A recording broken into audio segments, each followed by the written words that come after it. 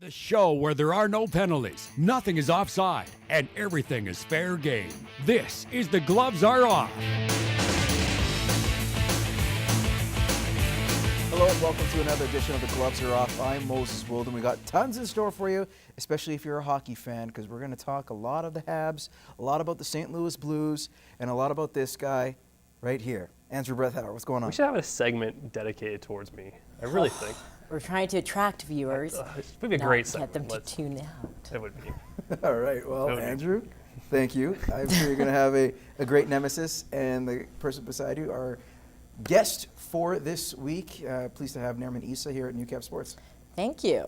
Who needs enemies when you have friends like Andrew? Don't touch me. That's a penalty. But we said there's no penalties. We'll look at the video replay and see where the penalty flags will be thrown. Guys, you know what? We'll start off the show with arguably one of the best, I won't say series, but it started looking interesting after being down 3-0. The Ottawa Senators put a valiant effort, but if there's a guy that you need to make sure that you advance to the next round, he wears 31 for the Montreal Canadiens. Carey Price was phenomenal in this postseason.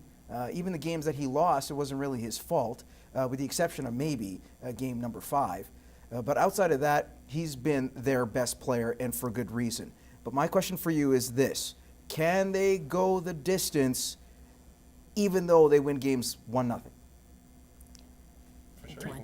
Yeah, you can win when you're playing with Carey Price. You can. But don't you think goals would be a concern?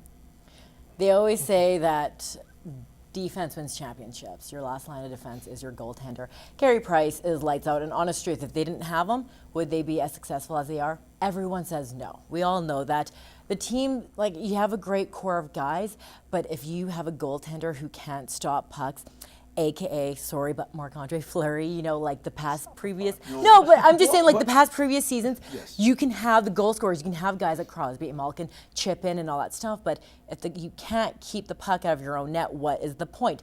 You can easily win games 1-0. We've seen that already. I know our Sens did it. But yes, defense wins championships. It's not the 80s anymore where you're winning the game 10-9, right? 1-0, 2-1. Would that be a cause for concern going down the road? Because if you look at the offenses that they potentially could face, you look at Tampa Bay and Detroit. Two teams that could put the puck in the net, especially if you are Tampa with Steven Stamkos a little bit snake-bitten. Yeah. But you have a guy like Tyler Johnson who's kind of come out of the woodwork, so to speak, and scored 6 goals in this postseason alone. So he scored a goal a game. That's what he's averaging. But with that said, is that going to be a concern? But you could say that kind of for any team, though. Like, look at the Rangers. Lundqvist, they played without him for a chunk of the regular season, and they still managed to do just fine. But I'm just going to say, you can look at the Oilers in 06 when, I don't even want to repress that memory. Sorry, I'm not bringing up 2006, but you know what I'm saying? Like, if your goalie goes down, you are in trouble, and Montreal will be in trouble. But the longer you go, it's going to get more difficult. Like, next series, either Tampa Bay or Detroit, you're going to play some teams with firepower. Then you're playing New York, and then you're playing possibly, say, Chicago or an Anaheim. Like, those are teams that are going to, New York, Chicago, Anaheim are going to grind you out and beat you, but they can also beat you. They can beat you many ways, scoring, goaltending, grinding. Like, you're not just going to win anymore because your goalie's playing great and you have a Vezina trophy winning goalie. That's not going to win you a playoff game. You need it all. So I'd say it's cause for concern that if you're not playing this well against the Ottawa Senators, how are you going to beat the Rangers and the Ducks and the Blackhawks? The biggest thing is the West. I'm sorry, but the East is notoriously, it is an easier, conference. So if you can go through that side, you're lucky like the Kings aren't in, but think about it, though, you have the Ducks and you have the Hawks. They're not going to roll over easily. So even if they go far to the Cup final, that won't be an easy one. How about this? Going to the West, St. Louis Blues, always perennially a threat to win the President's Trophy, first overall, you name it, and they continue to disappoint in the playoffs. They lost out in 6 games to the Minnesota Wild. Their boys, your standard TJ Oshie, Stastny's, you name it, didn't even show up. What changes need to be done, if not getting rid of some large chunk of that roster? Oh, you got to blow it up. This is how I put it. I always tell people this all the time. The St. Louis Blues, everyone's like, oh, such a good team, such a good team. But I was like, really, what's the point of being such a great team in the regular season when it comes to the post, you can't even get out of the first round? Eventually, you play this game to win the Stanley Cup. You don't play to win, the division. You don't play to win the conference. You play to win the cup. St. Louis cannot do, because one, you don't have a goalie. A 2-goalie system does not work. You like to think that maybe one goalie will push the other goalie to become a starting position, but it won't work. You need a starter. I personally am not a big fan of some of the players on St. Louis, aka David Backes. I'm not a really big fan of his, but you gotta blow it up, because what do? You already have the pieces in play. It just is not clicking.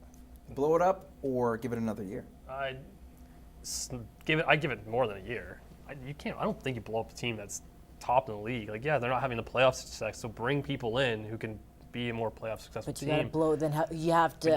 I don't think you can just Well, what start. changes, I guess? Instead of Honestly, blowing it up, it what sucks, changes and I need really hate happen? to say it, but you've got to start with Ken Hitchcock. Oh, the coach is Like, always the first. Because if it's not working under his system, then you can look at St. Louis, and they got probably one of the most talented teams, top to bottom, of any team in the NHL. Like, anyone Yeah. can say that. If you don't say that, you pretty much don't watch hockey.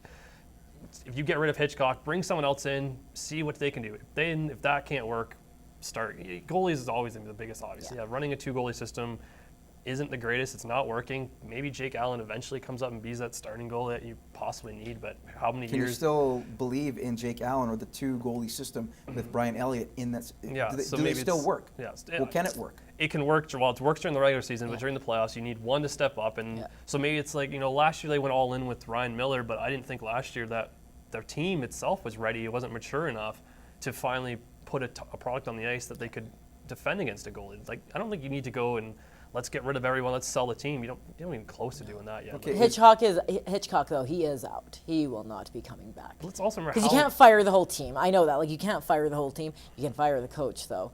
And if you're not going to blow up the team where you realize, okay, these pieces aren't going to work, that is a good point. Maybe if you do get a 1-year contract kind of thing, you get one coach in there, you see how it goes. But there's a lot of coaches to be had. All right, guys, we're going to take a commercial break. When we return, we're going to come back and talk about Game 7s. Of course, the Washington Capitals, New York Islanders, and the soon-to-be Detroit and Tampa Bay. We'll have more coming up.